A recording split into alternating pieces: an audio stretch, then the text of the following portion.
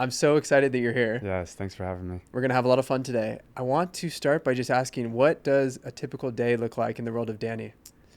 Um, it all depends on my two boys, their schedule, but usually if I don't have them, they're with their mom. It's 4:30, wake up, um, try to get the bare feet on the concrete to get grounded a little bit and to get focused. Drink a huge thing of water, How much are we talking? probably 2 quarts, 2 quarts of water with my vitamins. Um, and then I get my stuff's already ready for jujitsu. I train at 6 a.m. It's already laid out, very organized. I'm a chef, so I do. It's called mise en place, so that means everything in its place. But I mise en place everything I do. So all my clothes are already laid out on the table. Okay. My socks, my shoes. I think I talked to you this before about maybe at the gym.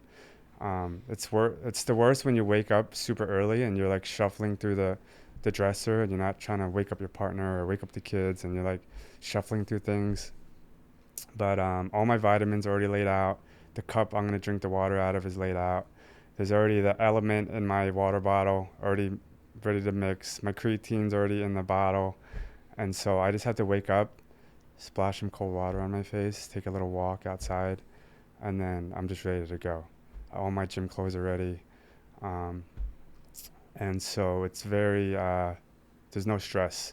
I mise en place my children, so their, their pajamas are already ready. Like, as soon as they wake up, I make their beds and lay out their pajamas for the night.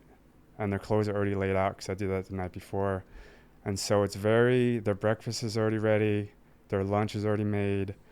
And so everything's super organized because life's hard and it's complicated and it's busy. And so me being organized, I get to enjoy my children a lot more. I get to enjoy my life because if I'm less stressed, I'm gonna have a more enjoyable day. So Yeah, and do you do that the day before? Like you set up the lunches, the pajamas, all the things, or when every does that happen? everything. I mean, my kids are super spoiled with their lunches because I'm a chef, so I'm making homemade pasta for them, or I make a lot of like chicken skewers, and I'm making it all fresh, like the same morning. But their snacks are already ready, the fruit's already cut up, the water bottles are already filled, and so they just wake up. I already know what I'm gonna make them for breakfast. Usually, I have like homemade pancakes that I froze. If I make pancakes, I make like 50 of them, and I freeze most of them, and you just put them in the oven and you heat them up, so it's super convenient. But I mean, if I take them to the pool, I have like their bathing suit. Like I organize everything. It's pretty insane, but I'm never stressed, and it's just like it's a great way to live. And I'm not perfect, but most days I do that. But I usually go to jujitsu at 6, do a cold plunge right after, defrost, and then I'll work out for 50 minutes, and then I'll go home and do some work for my business or do some chores or errands but if I have my children, it's um, I wake up super early. Same thing, get grounded, take a little walk. I have a little workout. I have a little garage gym. I do like 30-minute workout super fast, and then get them ready for school. But it's super important for me to be organized, hydrated, take care of my body. Because if I take care of Danny, then I could take care of everybody else. But if I'm a mess and I'm disorganized, I'm gonna be grouchy, and then I'm gonna take it out on my children or my partner. And so it's just I got to take care of myself first. It's just like on the airplane, you put the mask on first. But Totally. it's like uh, when I do that and I'm organized and I take care of myself in the morning, I have a great day, But if I'm like waking up late, the kids are a mess. I don't know what I'm gonna what I'm gonna dress them in. I don't know what I'm gonna make them for breakfast. I don't have stuff for lunch for them. It's just a disaster. And they're very active boys. They're 3 and 5, and they have no mercy. As soon as they wake up, they're like, "Let's go!" You know, it's like, So basically, so I it's gotta have like, everything ready before they wake up because they're like, as soon as they wake up, they're like, I want to ride my bike. I want to ride my scooter. Like, I'm hungry. Make me pancakes. Make me something to eat. And it's brutal. They don't watch TV. They don't have iPads. They're like, I want to be outside catching snakes, catching lizards.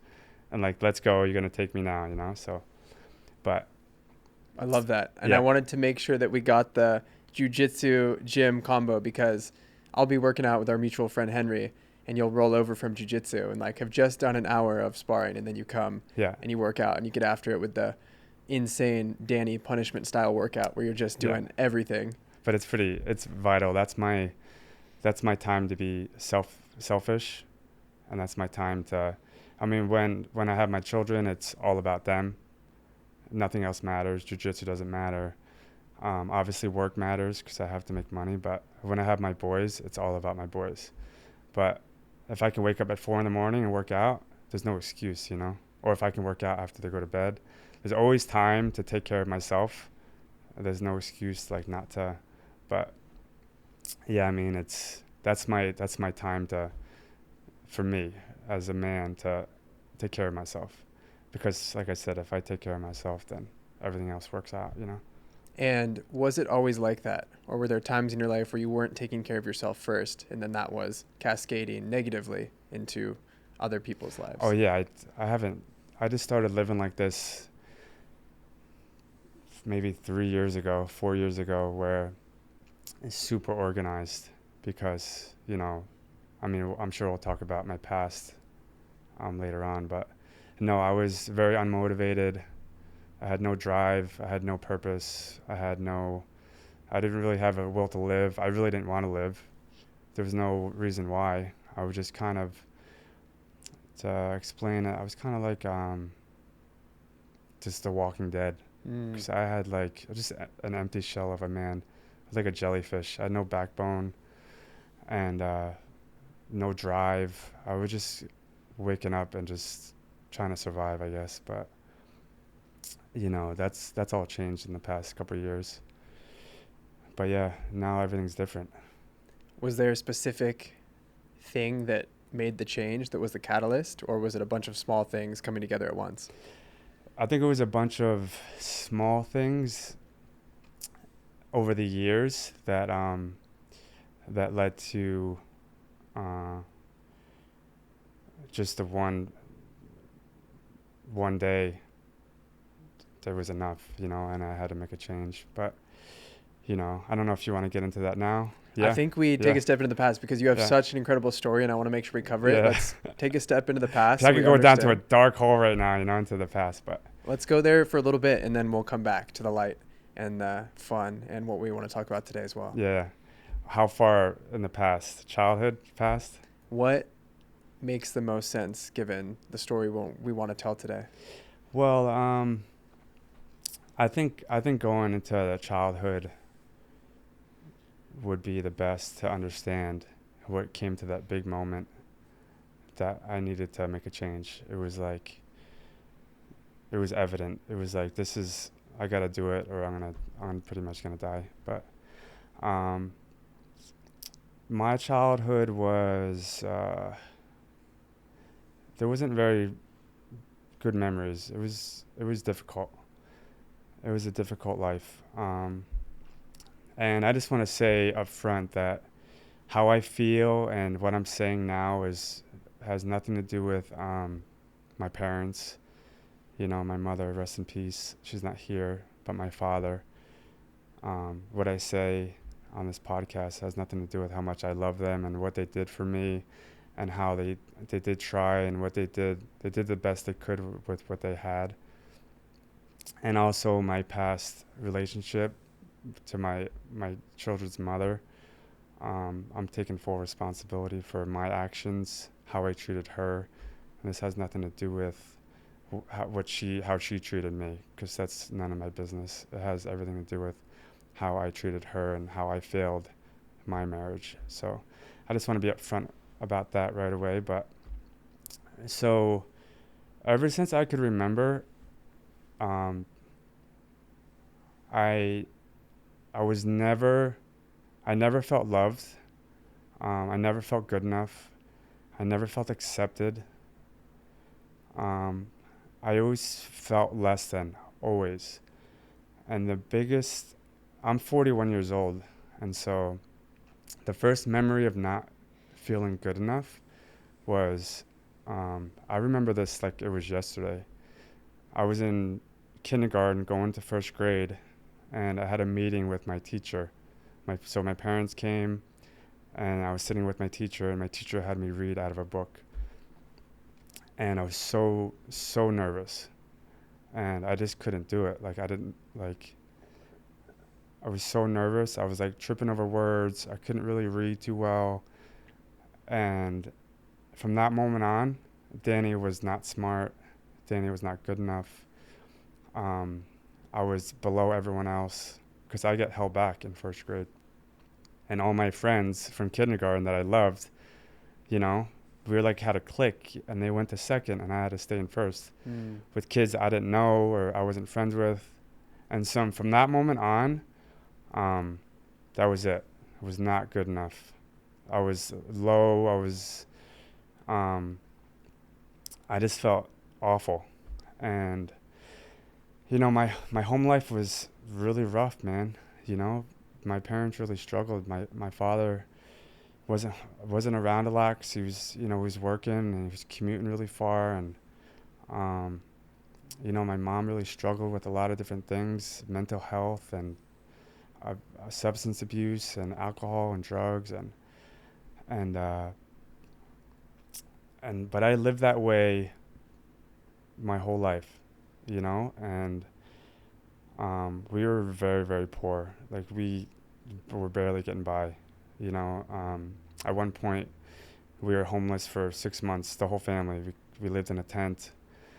And, I was little. I didn't really realize what was going on, but that's how bad it was. We were literally in a tent, all of us, for about 6 months until, we got on our feet again. But, I had really bad teeth.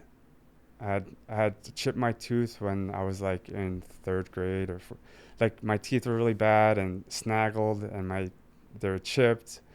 And we were super poor, and I got tortured in school.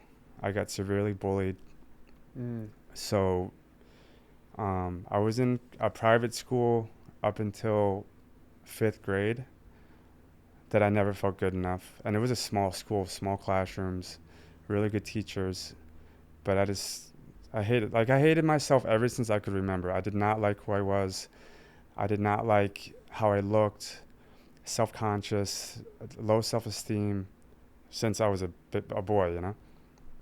And then I went to public school in sixth grade, and it was a nightmare. I mean, I got tortured, like from first period all the way. Like kids were ruthless. I had really old clothes, and I had there was a sneaker store called Payless Shoe Store. I don't know if you knew that. It kind of went out of business, but I've heard of it. Yeah. really, really cheap sneakers. Pay less. Yeah, pay less. You did pay less. But I had Payless sneakers on, and it was like I was walking to school, and like the bottom of the sole like was loose, and so it was like flapping. Oh yeah. Like every time I walked, it would like flap, and some kid kept stepping on it and ripping it more and ripping it more and ripping it more, and so like my whole foot was hanging out, and it was like beginning of school. And I got into a fight with him and got suspended, and I got in so much trouble for getting suspended, and I was so mad because it was like, I'm getting tortured and like crying every night, just getting beat up. It wasn't really the beating up, it was the verbal abuse every day from girls and guys. Mostly girls. Girls are vicious, back like you're disgusting, you're poor, look at you like awful things. So I'd come home and I would cry and I would cry, and like nobody would ever be home, and I would be by myself and isolated. I was a very isolated kid. And we lived in a very bad place, kind of like hoodie-ish, very hoodie-ish place. And it was like that all the time. Like every day was torture. And my mom came into my room when I was in 7th grade, and I was crying. And I was like, I don't want to live anymore. I hate my life.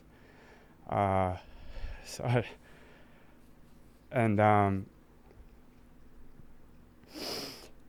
and she held me and she hugged me, and I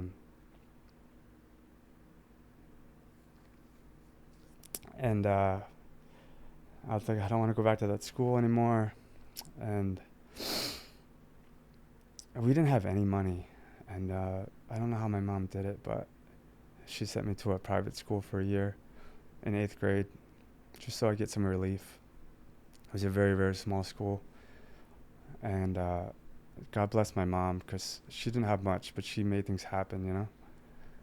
And she was very hard. She was a hard mom. She had her issues, but man, like she she fought for me, you know. She just didn't have a clue. And my father too, he wasn't really there. He was working, you know. He didn't have a clue, you know. I used to cut my arms, like under all my tattoos. I have all these scars from.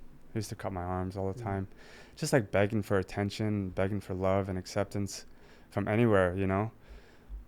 I have 2 little boys now, and I learned that negative attention is still attention, and so I just wanted attention, you know. And so she got me into this private school, and things got better because there wasn't too many kids to make fun of me, you know. And everybody had a uniform on, so they couldn't really see, like, and it was rough. I spent so much effort trying to fit in. I did so many things to try to fit in. Yeah, what was that like? Like, what did you try and do to fit in? Because I've heard this from so many people. They're trying to change themselves, put a mask on, do Yeah. something to be someone they're not. So I would borrow clothes from friends, like my friends that had nicer, like, name brand clothes. I would borrow clothes. I would borrow sneakers, and my mom would be furious if I ever borrowed anything from anyone. I couldn't, like, she'd be like, I would get grounded. I couldn't borrow video games. I didn't have any. I didn't have any video games anyway, but I couldn't, like, anything like that. I couldn't borrow, so I would have to hide the clothes somewhere outside, or somewhere where she didn't find them, in a plastic bag, and, like, go outside, grab them, go on the bus, change, get completely pretty much naked, in my tidy whities. And I was the first kid that got picked up, and I would change. There was, like, one other girl on the bus. She's like, "What are you doing?" I'm like completely naked, just trying to change. So Look away. yeah, and I would do that, like, every day. I would change into clothes just to fit in a little bit and change my personality, try to be a class clown. Then I would be, like, super quiet. Like, if I don't talk or if I don't show any emotion, then people won't make fun of me. Or if I'm a class clown and I get in trouble, then people are going to like me for that. Or I tried every angle to get accepted. Like, it was, it's exhausting, It was exhausting. And then I was athletic, and I started playing football in 7th grade, and I did really well. I was the top scorer. I was the fastest, and so that was my go-to, sports. But the bullying it stopped in high school because I played sports, and I was like, I was a good athlete, so it kind of stopped. But the self-esteem and the self-pity and the self-love and the acceptance for myself was not even, it was even worse. It was worse. And I am the worst critic of myself. Like, I do it still to this day, is I beat myself down, like, to a T, If I do 1,000 things right and I do one thing wrong, I focus on the one thing. But, and so I would beat myself up all the time with certain things. But I never had a girlfriend, either I had one and my mom was like, no, you're not going to date right now. You're not dating anyone. Or I just didn't have any confidence or self-esteem or So I never dated anyone. I never had a girlfriend in high school. But yeah, it was. I always wanted to play professional football. That was like a dream of mine since I was a little boy. I always carried a football around me wherever I went. And my family history is alcohol and drugs. I mean, it's infused in our family tree. And so I saw what it did to my family, and I was never interested in getting involved in that. Um, and I wanted to play sports, but the first, and we could talk about. I'll just indulge in that quickly. I was 17 years old. Never drank, never did drugs, never was interested. We did a 7-on-7 camp in high school, football camp.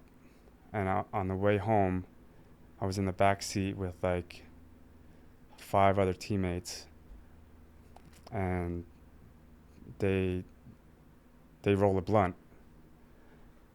And for some reason in me, I was like, I'm gonna smoke weed for the first time, you know. And so I took a hit, and as soon as I got high, I was like, this is it. This is like what I needed. Like I instantly fit in with the guys, instantly. It was like we're all laughing, driving home, and like they all liked me for some reason. Like I was accepted, and that was it. Whoa. It was like this is what I have to do, and um, I started drinking and doing drugs immediately after that. Like I didn't stop, and alcohol was great. I love alcohol. Alcohol gave me love. It gave me confidence. It gave me assurance. It was always there for me. It never disappointed. I didn't have to feel anything. It always showed up. Like it was super reliable. It was everything I never had as a child. It gave me confidence with girls. I used to drink before practice. I used to drink like before games because it gave me confidence. I wasn't scared. Um, and the drugs, I love drugs too because it didn't make me feel anything. I didn't feel my childhood anymore. I didn't feel pain. I didn't feel like, you know, and that was it. Like I was hooked, and the progression was super fast. It went from like smoking weed to smoking crack in less than a couple of years, pretty Wow. much. So it was like very, very, because like why not? It's like if this makes me feel this way, you know, I'm an alcoholic and a drug addict, recovered now, but it's like if weed's gonna make me feel this good, then this is gonna make me feel even better, and it doesn't stop, and that's when you get addicted, you know. I always had that personality, the addictive personality ever since I was little. I think I was born with it. I'm sure I was born with it, but um, when I don't have to feel anything anymore and I feel like good, you know, alcohol and drugs gave me everything that I ever needed as a child, but it also took away everything I ever had too. It took away my soul, took away my heart, my mind. It robbed me of everything. Like alcohol and drugs is just a big lie, you know? It's incredible that you instantly felt like that was the thing because it makes sense. You said it took away the bad feelings, it gave you confidence, and it made you feel accepted. It made you feel like you fit in. Right away. And that's all I ever wanted was to feel loved and accepted. And so, yeah, I was like off to the races. And, you know, I got locked up because of alcohol. I got jumped really bad because of alcohol. Like hospitalized, jumped, like beat up 7 guys, bat, broke my jaw, broke my face pretty much. And, you know, I finally got sober at 23, and, you know, everything changed. You know, I finally, um, I needed to change, and my first AA meeting was in jail. And so it was by accident. It's because I wanted to get some time out of my cell. And that little plug stuck with me when I got out, and you know, thank God for that because it changed my life. And have you been clean and sober since you were 23 years old? No, I had almost 7 years sober, 5 of them were really sober, and 2 of them were I wasn't drinking or doing drugs, but I wasn't being a good man. I wasn't living a sober life, and I just wasn't doing what I was supposed to be doing.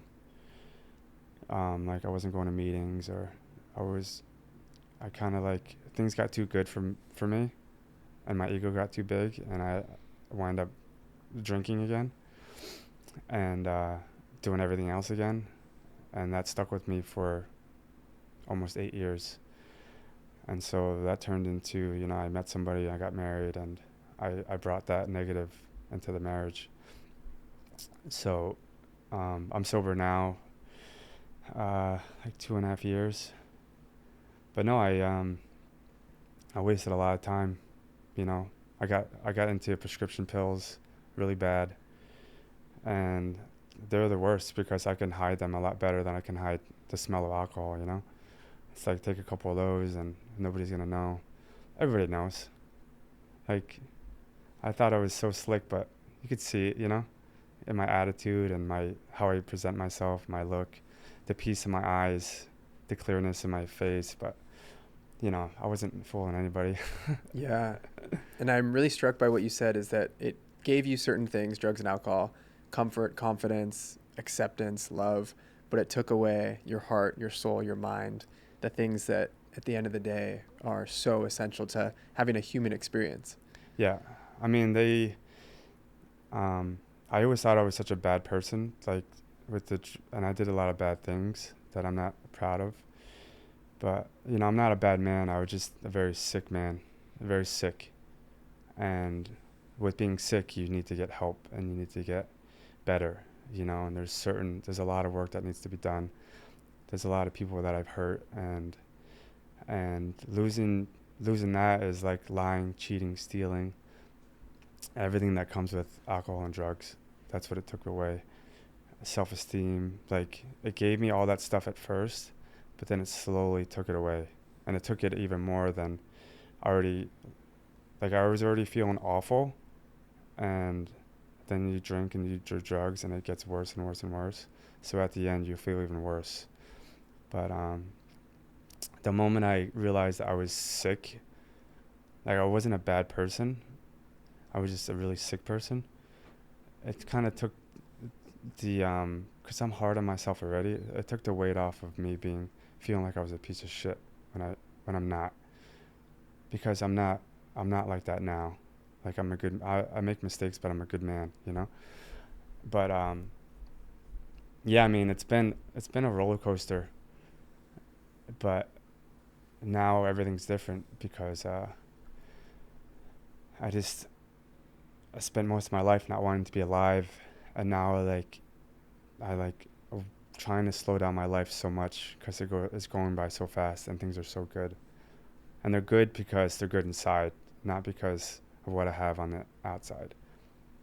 Like I feel good, my heart feels good, my soul feels good, my mind feels good, and like I'm just genuinely happy. You are a good man and you have a huge heart. That's why I wanted to bring you on the podcast. Thank you. I could tell immediately meeting you. And I feel like this might be a good point to talk about the moment where you made a choice to kind of walk away from everything and lose everything and follow your heart, your soul, to really dare to dream and go all in on cooking. Because I feel like that is a moment in every person's life, especially men. If you believe in yourself and have a direction that you're headed in and you go all in, things tend to get better. Yeah. So I met my children's mother almost 10 years ago, and that's when I was at my rock bottom. I was just not a good man, and we met and we got married and we had 2 kids, and I was not a good person to her. I was not a good man. All the bad things that alcohol and drugs did. Um, and like I said, there's 2 people in the relationship, but what she did is none of my business, and that's what I won't talk about. I'm just talking about my end. And to sum it up is when we were together, I was in a jail cell. I felt like I was in a jail cell, and I was just walking around this jail cell, and the door was cracked open, but I was too scared to walk out of it. Um, and the situation was difficult. You know, we had a business together. We had all of our, like, everything was combined. You know, we were married, had a business, living in California. We had no family here, had no connections. I had no friends really. You know, I was drinking and doing drugs. I had no friends. I had no one to lean on. I had no, you know, my family was a phone, you know. I had nowhere to turn. And, you know, had all the money together and the business and the vehicle. And then we had kids, you know, and that made it even harder. And it was just a very, very toxic relationship. And when you're in such a relationship, you can't see how toxic it is from the inside when you're in it. Um, because, you know, the house is warm, there's food on the table, I don't have to worry about too much, but I'm absolutely miserable. Like, I'm too much of a coward to commit suicide, but I did everything else to try to die. Drinking, drugs, staying up for days at a time. I did not want to be here. I was checked out.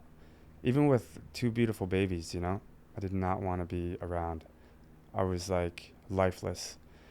And it was just a revolving cycle of misery where she would do something and I would react by drinking or disappearing for a day or two. And then it would be like that. It was like that for like 8 years. Like I said, I was in a jail cell and the door was cracked open, but I was too scared to walk through it. And I knew it deep down in my heart I had to leave the relationship in order to live and to survive because I knew what I needed as a man, but I was too scared to do it. And because it's a scary thing to like, I knew as soon as if I was going to leave, I was going to be homeless. I wasn't going to have any money. I wasn't going to have a vehicle. I wasn't going to be able to see my children. I had no friends to stay with because I had no connections. It was a very bad environment, like a situation. And so I'm very comfortable being in bad situations because I lived in bad situations my whole life. Either I put myself in them or just like just living a miserable life. My whole childhood was torture and miserable, you know? So I'm used to the comfort of misery, it might be hard for people to understand, but the people that are living it can understand it. And then one day something happened and, you know, I won't go into the situation, but there was a door opened and I walked through it and I left the situation. I left the marriage and everything that I was afraid of happened. I didn't have a place to live. I didn't have any money. I lost a car. I lost a business. I lost my children.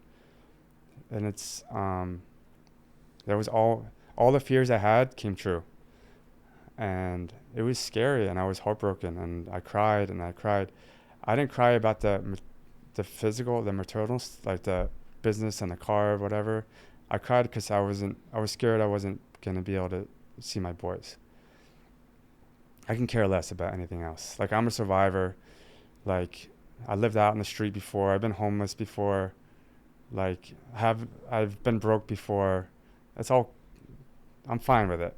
I'm fine with not eating for a few days, which has never happened to me unless I fasted. But it all came true, man. And it's like, all right, Danny, what are you going to do now? Like, what are you going to do? And fear is a huge part of my story, and it's a huge part of everyone's story. And I have fear of a lot of things, and fear of the unknown is a huge one, and this is an unknown thing. And I believe in God, and I always believed in God, thanks to, you know, my uncle Kevin and my parents, um, and he's always been there. And I talked to him and I said I need help. I need help. I need strength. I need courage to get me through this. You know, I was heartbroken. Not seeing my kids for a day or two broke my heart, and it's been weeks. And God sent me a little angel. He sent me a little angel, and that little angel is named Megan, and she walked me through everything. She helped me. She held my hand, and she walked me through everything I was going through at the moment, and she walked me through everything that she's been through, because she's been through the same type of situation, almost identical in her past. And she's like, I got you, you know? And she fed me, and she gave me a place to stay, and she took care of me, um, and she walked me through the process. And she hugged me when I was crying and I was in fear. And, you know, God sent her to me at the perfect moment. And I had no money. My clothes are in a garbage bag, living like that. And I was like, okay, I got to get a job.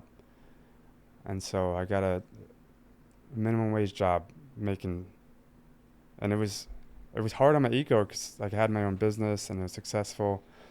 And being out of the game for 10 years because you had your own business is, and then going back to work like for, it was super scary.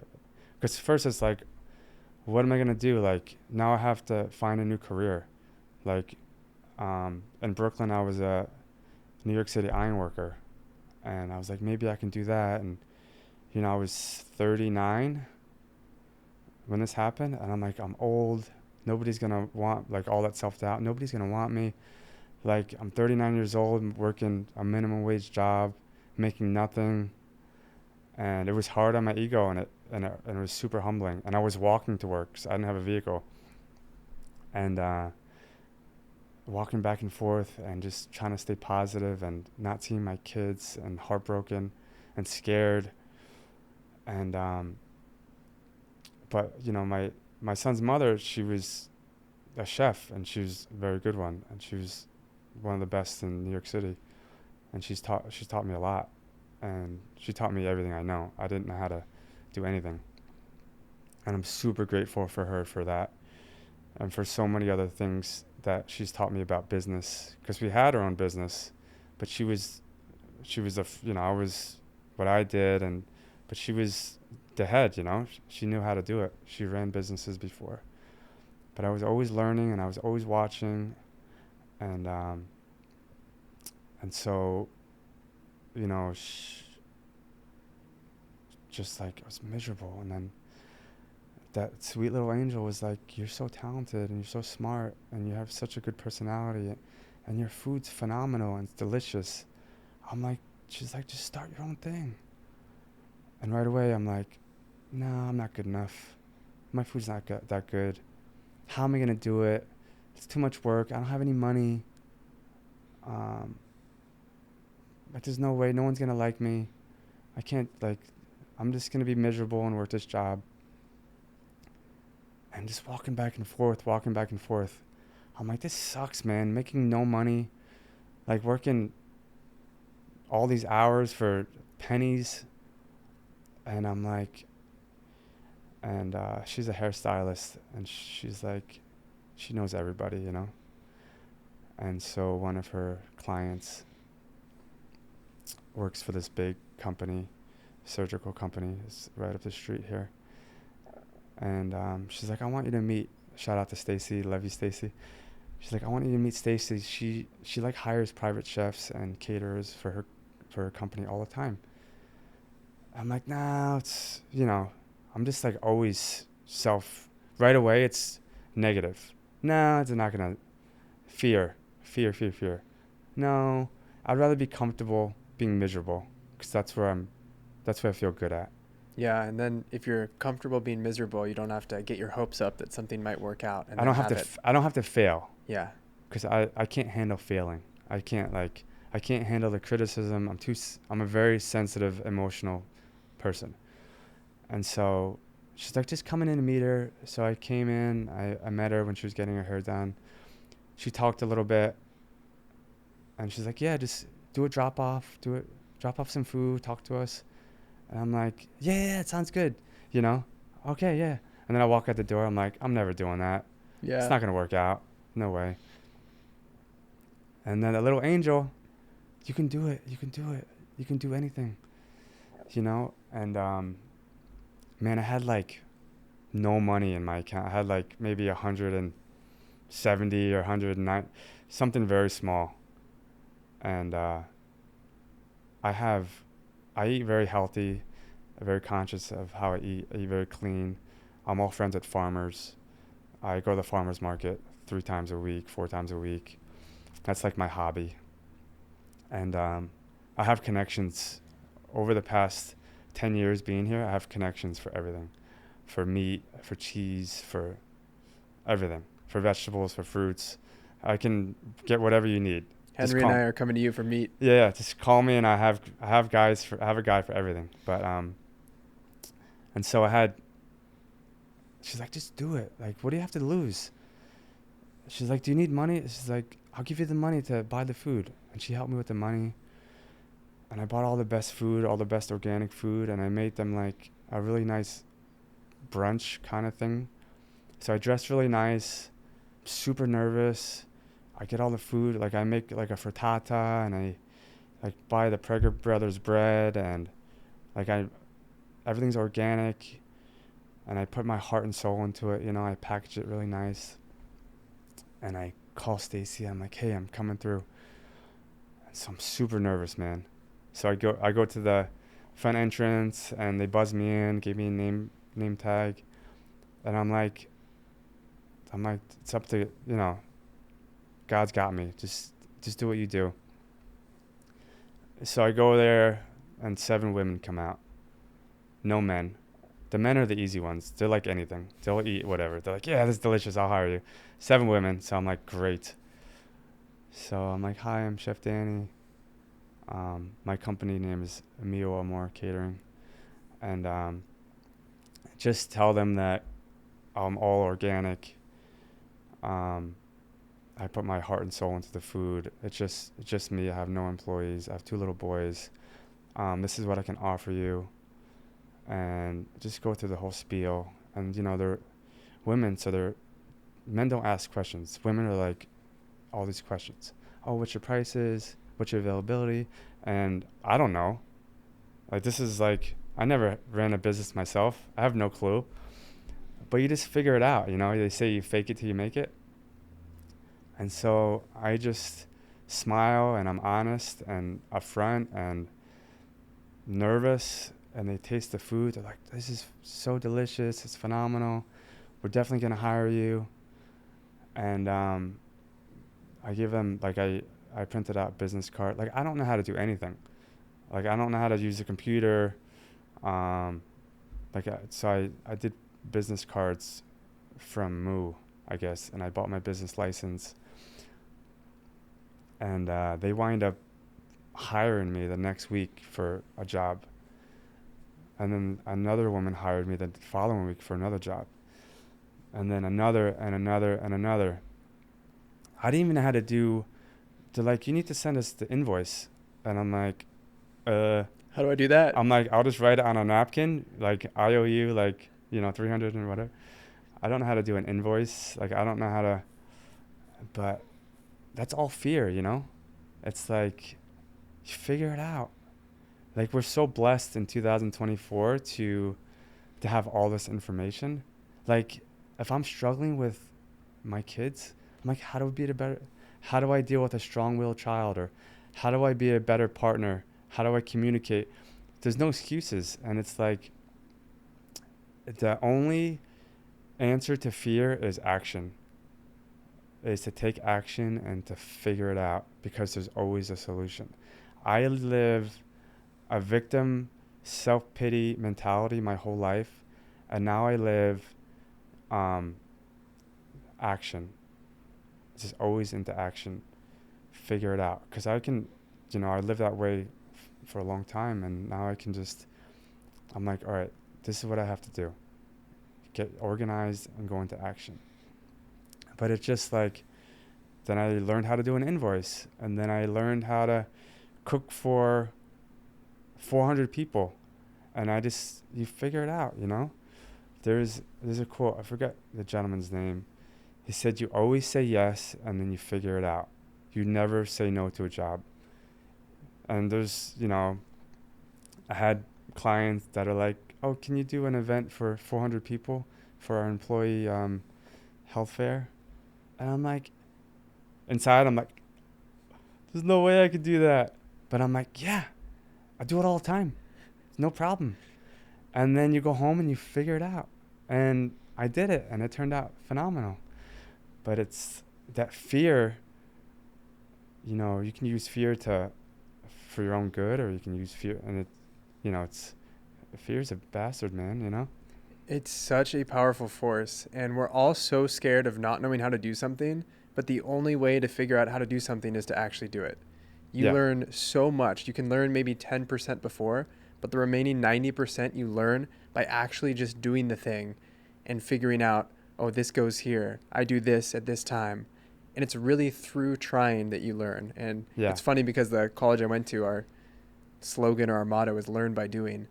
But that's actually such a good thing is you have to do something to learn it. yeah. And sometimes I don't have Instagram.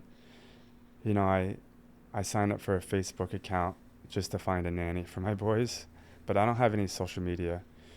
And I love that because my insecurity comes out, and I compare myself to other men, you know? And I'm like, how come he has this and I don't have this yet? Or how come, you know, and it's just very toxic for me.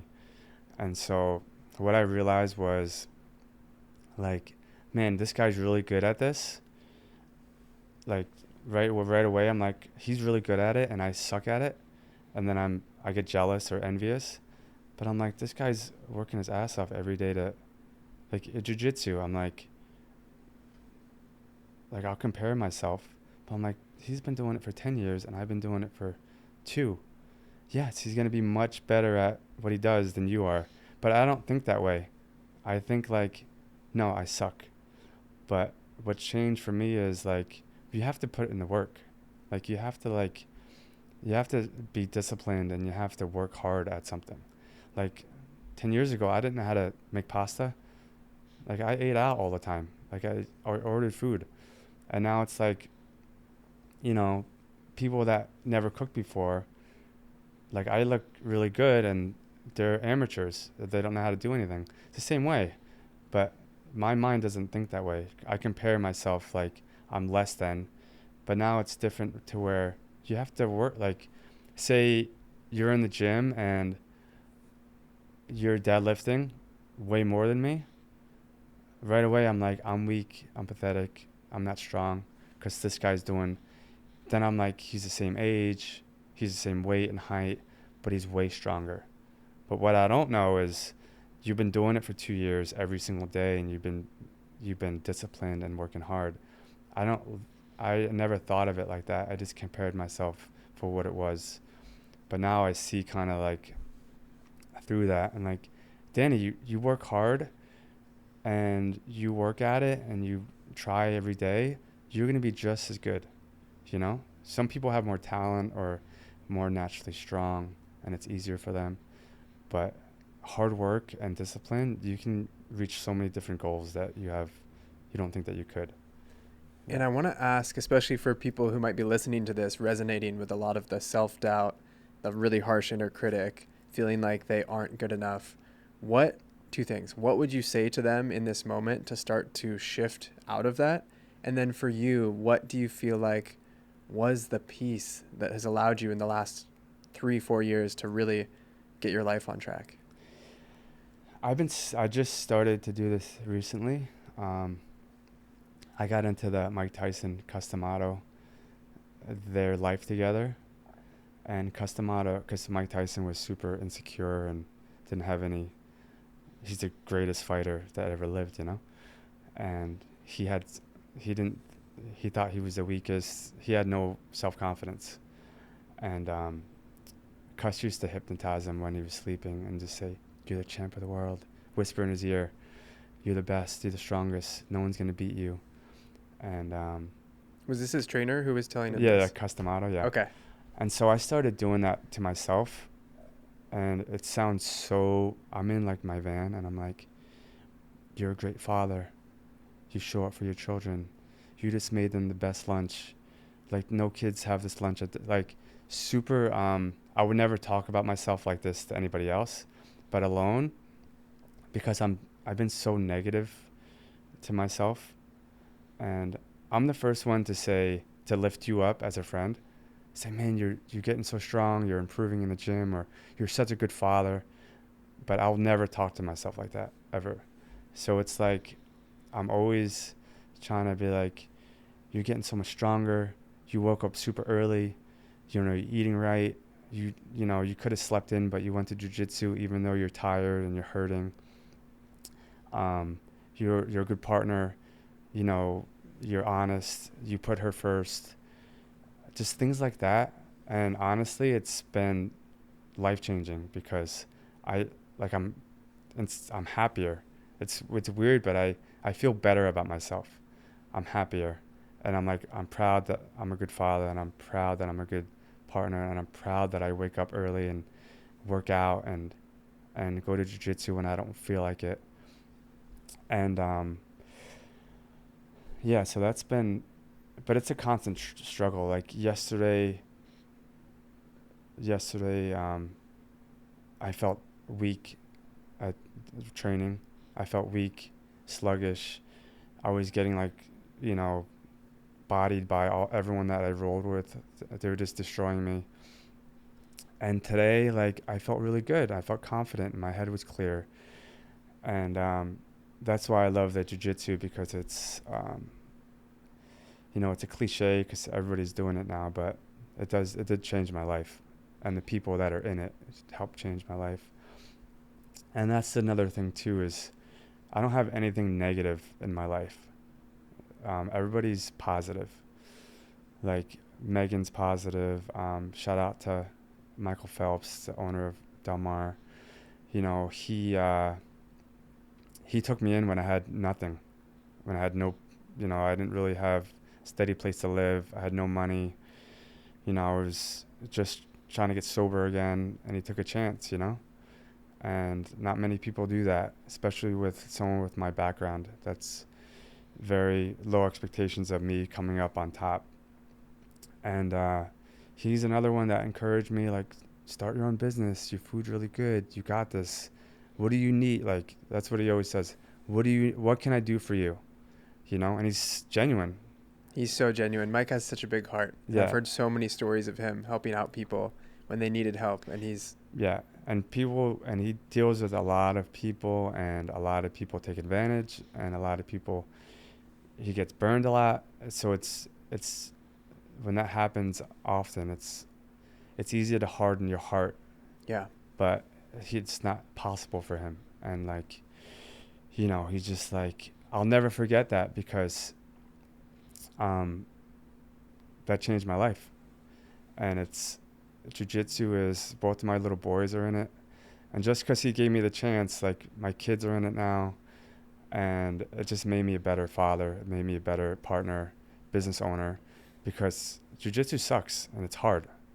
And it's like, especially for a guy with low self-esteem and no confidence, like it's a roller coaster. Like I beat myself up bad when, like, if I have a bad day. I'm 41. I'm not a world champion. I'm not making a profit off of it. It's a hobby, you know. yeah. I'm paying to go there, and Paying to go get beat up. I still like beat myself up over it. But he, yeah, um, bless that guy, man. He just, people like that give me a chance, give me hope.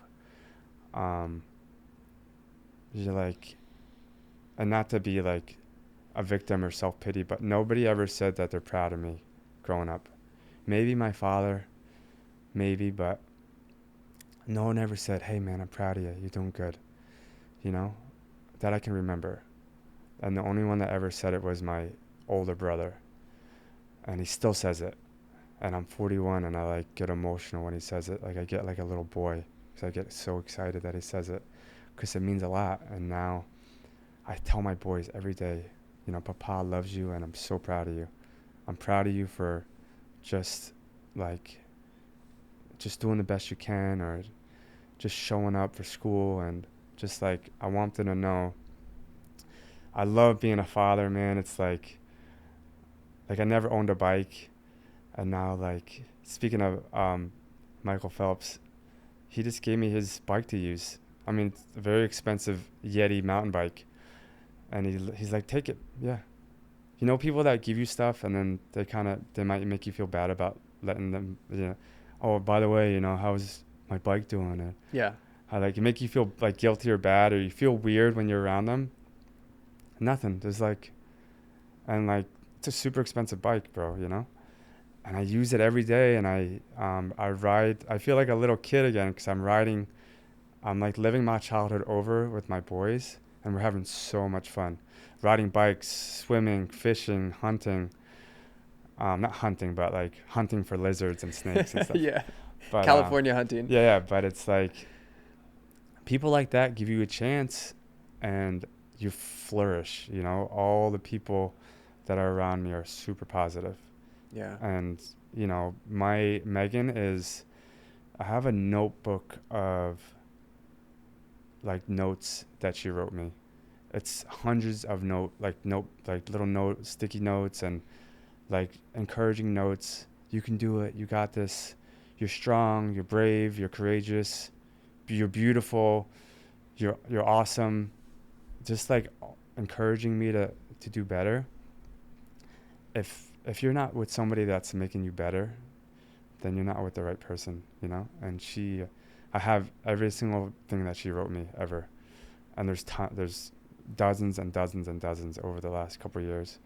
And I hope I do the same thing for her. But like when you get support and you get love and people have your back, like the sky's the limit. You could do anything. And so, um, that community of jiu-jitsu is very small, but man, we have each other's backs. And you know, I've had friends go through cancer. I have a really good friend going through cancer right now that I train with. I had friends lose their, you know, my friend lost, his little son lost his mom. And I have friends that are going through divorce, and we just stick together, you know, and we fight through it. But having a good community of people is like, it's really clutch because life's hard, you know, it's difficult. And having a community is so important. And it sounds like in both Megan and in Mike, you had people who believed in you. And that was the key that unlocked Yeah. a lot. Yeah. And there's definitely a lot more people that on the East Coast that I have been there, you know, from the beginning, but just in that community, and even in my sobriety, I have, you know, my sponsor and really good guys that, you know, I can share the deep dark secrets with that I really struggle with. That's priceless, you know. So I want to go back to something you talked about, which is the affirmations, but also the action taking, because I just read a fascinating study about strength training where there's two groups. One group was just doing normal strength training. The other group was saying positive affirmations like, you can do this, you can do hard things, 3 to 5 times a day. And it increased the amount of weight they were able to lift. Yeah. Which in my mind, I was like, what? Like, I've always loved affirmations because they make you feel good, but I didn't realize that they could actually increase your physical ability. And that's good to know, but you're not someone who's just saying those affirmations and then sitting on the couch. You're saying the affirmations and you're getting in the jiu-jitsu room, you're getting in the gym, you're doing all the things. Yeah. So it's like the combination of positive affirmations and trying to overcome that harsh inner critic and taking lots of action over and over again. Like those two things together are really powerful. I don't think you can definitely have action without the affirmations, but if you just have affirmations, it's probably not going to help that much. No. I mean, and like, you know, the David Goggins and the Cameron Haynes, you know, whatever people might say about them, but they're people that, first of all, the David Goggins book, You Can't Hurt Me, was the first book I ever read. I have a very, very small attention span, to reading, and that book changed my life. Um, and yeah, whatever negative things people say about them, whatever, those two helped change my life and change the way I think. And I got into the, not too heavily, but like the ultra marathons, um, like the 30 milers and the 50 milers. And that, yes, you have to train and you have to be physically in shape. But after mile 30 or 40, it's all mental. It's a mental game. Yeah, and it's like, and it's your mind going back and forth. Just that my feet hurt, my hips hurt, my knees hurt, everything hurts. Nobody's gonna care. Nobody's gonna know you tried. But it's like, no, forget that. Like, push through it. Like changing your mind from like, oh, I have 30 more miles to go, and to I have one more step to go, one more step. Like really shrinking your mind down.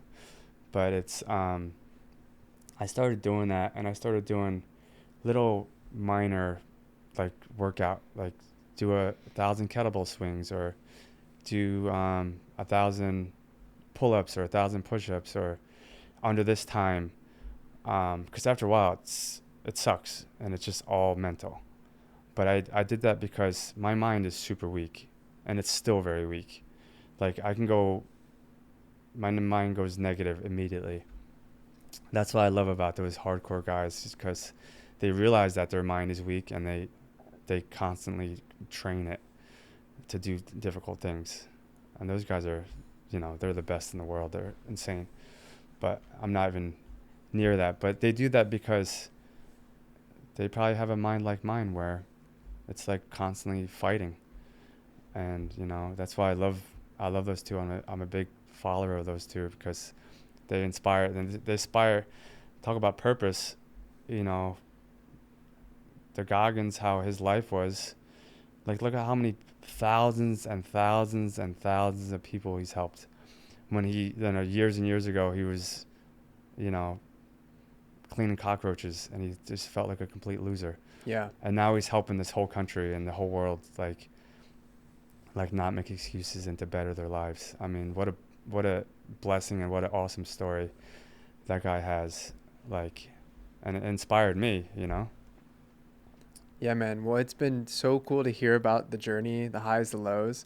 I want to end on, what does life look like now? So you mentioned that you mustered up the courage to cook for Stacy, and she hired you, someone hired you after that, then a couple other people hired you. What does everything look like now? Now is just my life is so good, and it's so complete. I spent so many years with no purpose, no will to live, no drive, no anything.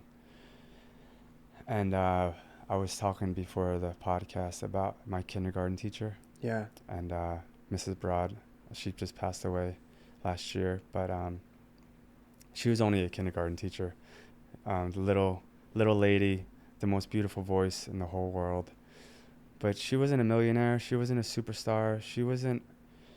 People were just people that didn't know her and just saw her like life on a piece of paper would be like, it's pretty fairly boring and repetitive. But she changed my life, and I'm 41 years old. I flew to the East Coast for her memorial. That's how much she affected my life. And it just put a light popped in. Like, I don't have to do much to have purpose. There's very little in the world I need to do to have purpose. And her purpose was, I always felt loved around her. I always felt accepted. I always felt safe.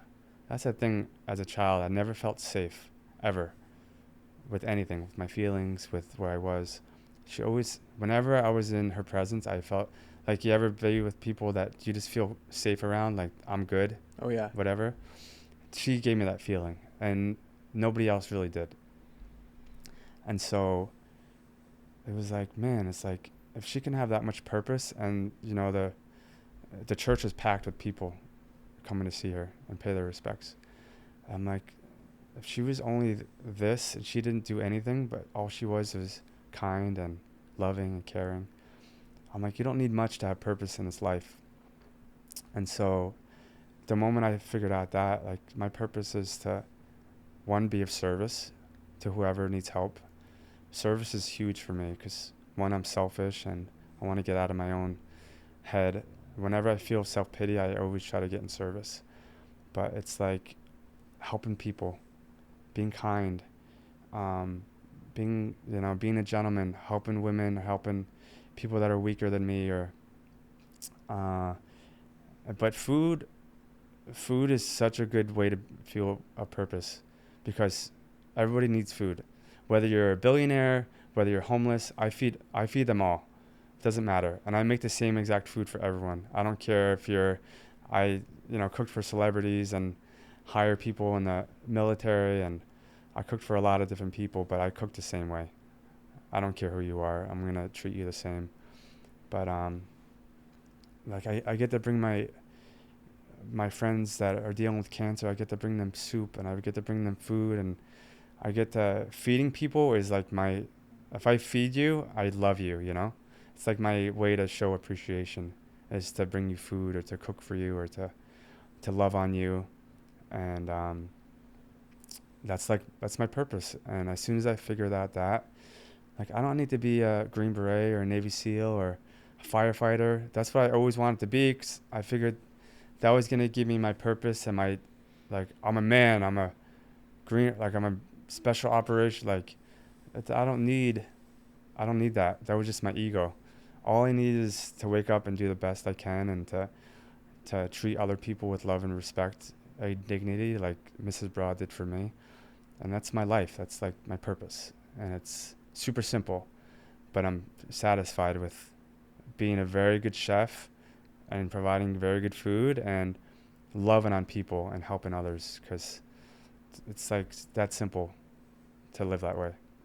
It's beautiful, man. I love to see that. Where can people go who are listening to try some of your food and learn more about you? Well, unfortunately, I don't have a website. Not yet. Not yet. I'm working on it. No excuse. I don't have Instagram. Um, it's all word of mouth. Great. But I'm working on the fine details of that.